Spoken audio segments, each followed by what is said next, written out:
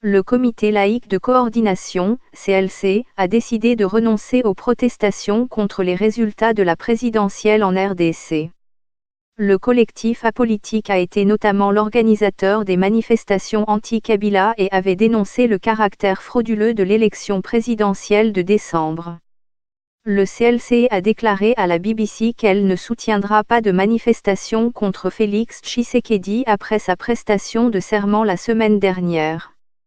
Ce collectif a joué un rôle déterminant dans l'organisation des manifestations de masse contre l'ancien président Joseph Kabila, qui a démissionné après 18 ans au pouvoir.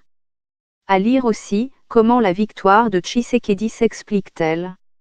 À lire aussi, l'homme qui surpasse son père pour diriger la RDC. La RDC garde un souvenir amer de cette répression des manifestations anti-Kabila. Une messe a d'ailleurs été célébrée pour les morts de ces marches.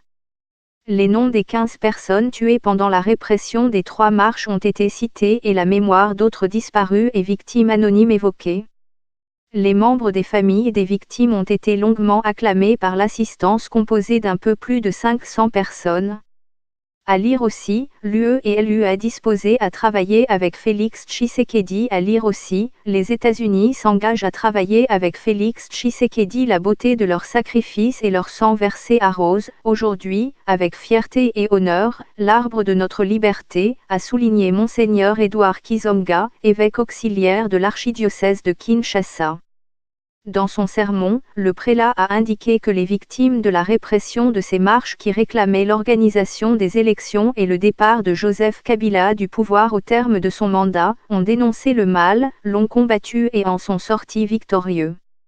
À lire aussi, RDC, au moins 5 morts à Kinshasa. À lire aussi, Félix Tshisekedi déclaré vainqueur de la présidentielle en RDC. Les actions du CLC ont contribué à l'éveil de la conscience populaire, a estimé son président, Isidore Ndayishimiye.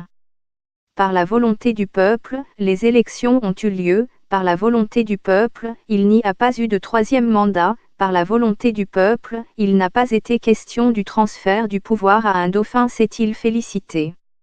Pour le professeur Ndayishimiye, ce que le peuple attend désormais du nouveau président de la République, c'est l'instauration d'un véritable état de droit.